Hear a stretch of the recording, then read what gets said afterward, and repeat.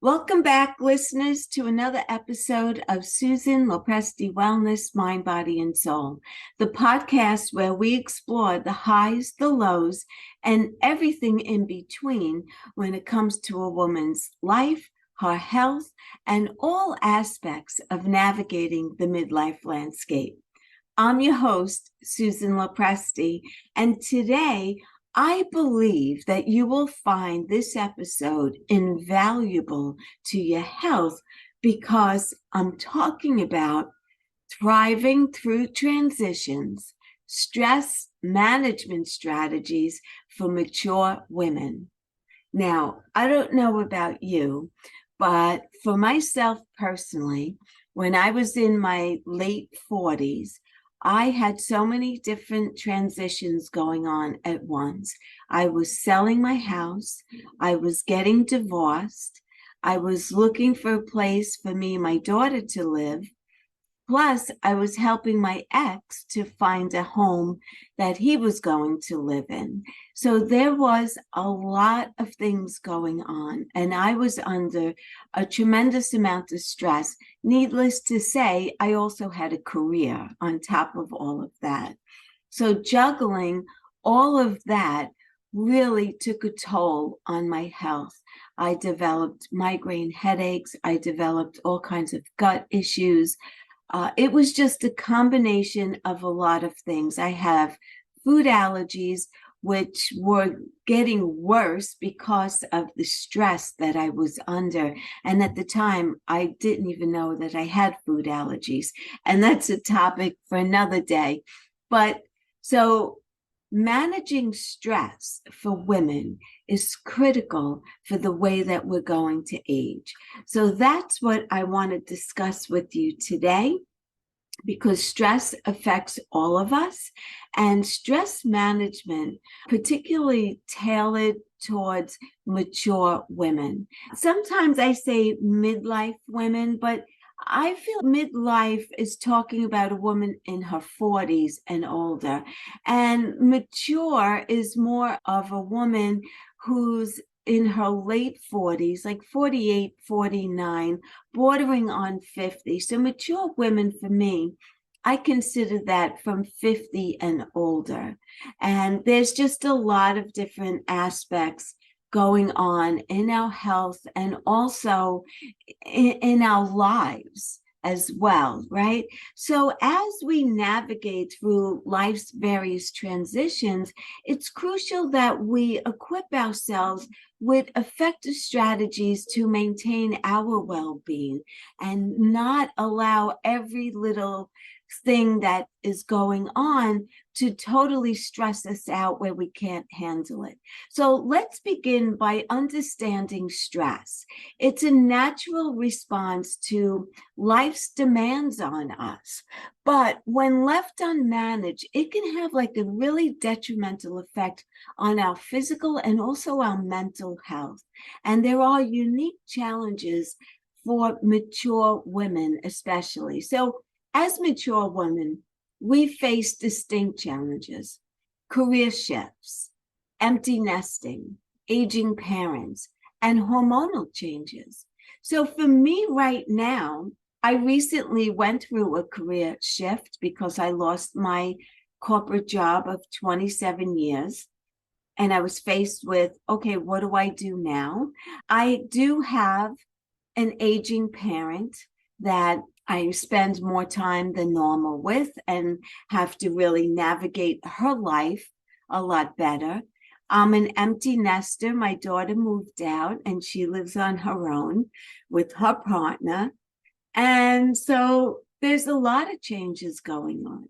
And that could be stressful. These particular things for me right now, I think the universe is nothing terribly stressful. I'm really enjoying this time of life, but I've learned to manage a lot of my stress through different techniques. So one of those techniques that I want to talk about today is self-care.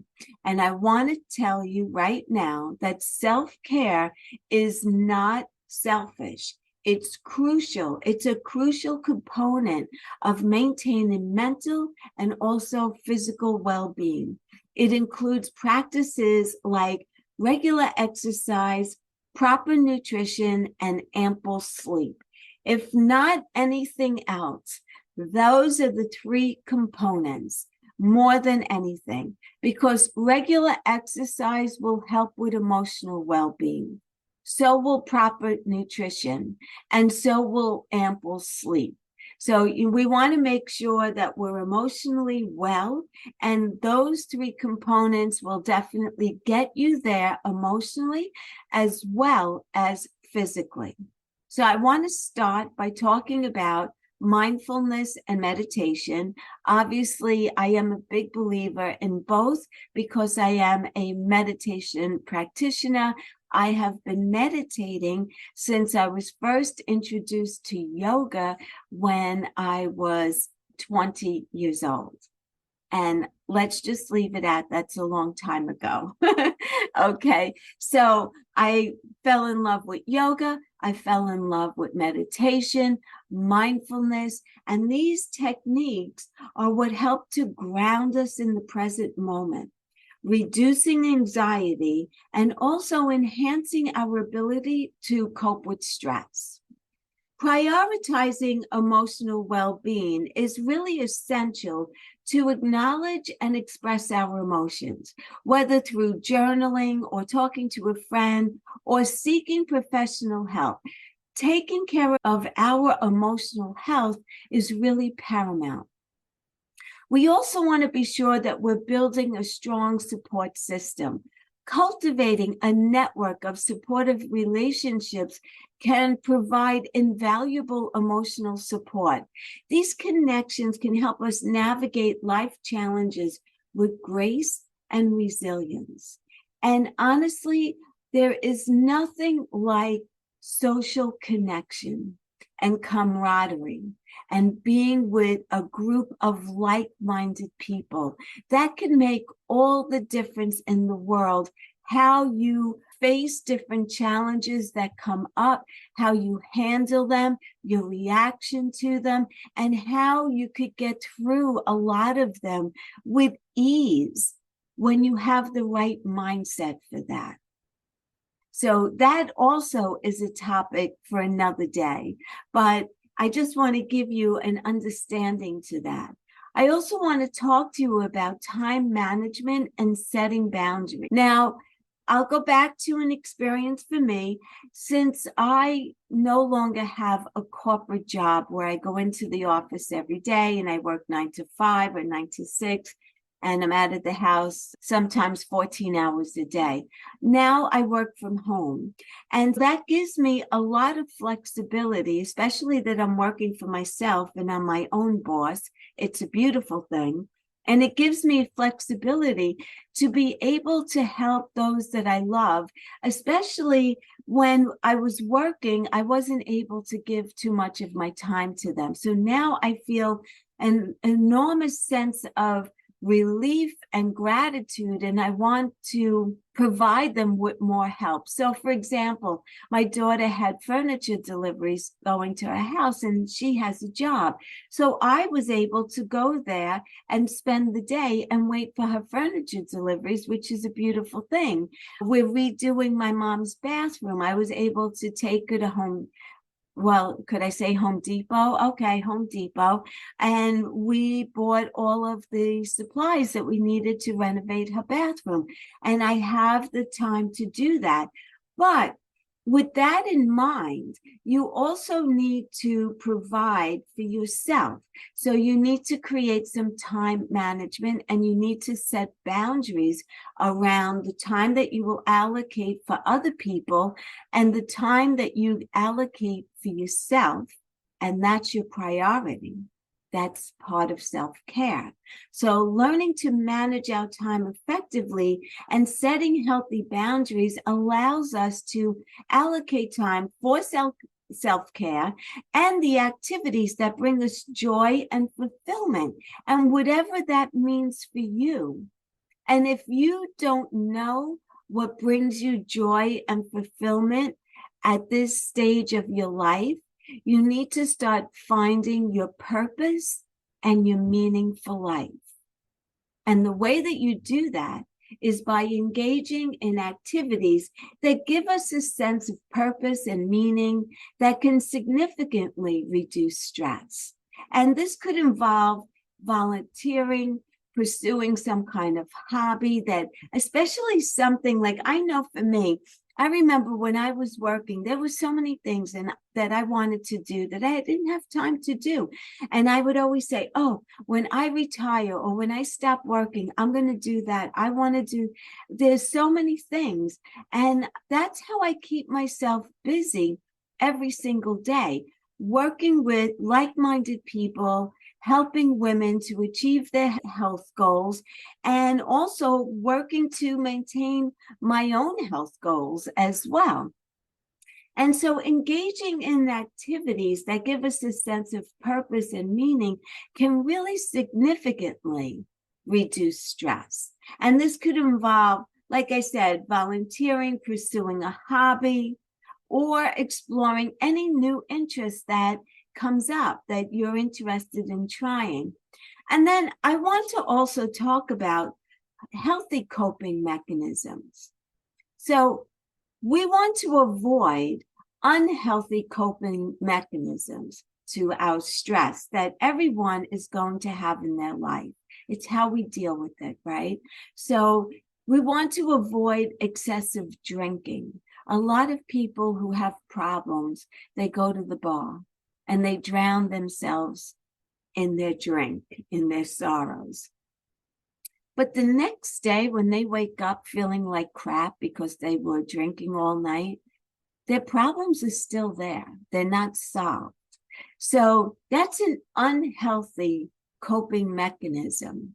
So is overeating. A lot of people who are stressed out will react to that stress by eating. And maybe it's a sense of like stuffing down your feelings. I'm not well versed in eating disorders, so I really don't want to get into overeating or anorexia, but those are ways a lot of times of coping with stress. So you really need to be mindful of how you handle stress and then find better coping mechanisms. So instead of focusing on those type of activities, let's try to focus on some deep breathing exercises when we feel stressed. Settling ourselves for a moment, just settling, close your eyes, feel your body, notice your breath. Stop paying attention. Breathe in through your nose, hold it out through your mouth. There's so many other types of breathing techniques, but just to center yourself. Sometimes when I'm driving, someone will cut me off or run around me. I'm not like speed racer on the road, and that will jar me. And that's what I'll do just to relax, Susan. It's okay. Other creative outlets, whatever that is for you. Creativity is wonderful. It's a gift. And some people say, oh, I'm not creative at all. It doesn't matter if you're actually good at something, but just allowing yourself to create something, to use your ideas, pick your colors, whatever it is, make it fun. It's just a fun thing to do. Arts and crafts or paint by number. If you're not good at really being an artist, do a paint by number. I love to do cross stitch and embroidery. That always relaxes me. I always love doing it. Or just spending time in nature. Being in nature is so healing. It just opens you up to receive nothing but good energy. Nature it's a wonderful environment. If you don't get into nature often, I highly recommend it, especially if you want optimal wellness. Give it a try. And then embracing change, right? As we're getting older, there's a lot of change that goes on. It's a natural part of life, and we need to learn to develop resilience so that it could help us to adapt and thrive even in the face of challenging circumstances. Like for me, I said, I got divorced. I made the best out of it. I tried to make it as pleasant and as amicable and as peaceful as possible for us as a little family unit. And the way it ended up, it just felt right for everyone. It just worked out. And today, we still have a little peaceful, it's a different type of family, a different dynamic, but we still maintain that type of a relationship. So we need to learn how to adapt because life is all about change. And regardless if you see it as bad or good, there's usually a reason why something is happening. And I always try to look at it like, well, I'm losing this to gain something better. And that's what it felt like with my corporate job. After the initial shock, I thought about it and I said, well, I'm losing that, but I'm opening up with that out of my life. Now I have room to receive something new, right? So that's what that was all about. And if none of this works, my suggestion is to seek professional help. There's no shame at all in seeking professional help when needed. Therapists, counselors, support groups.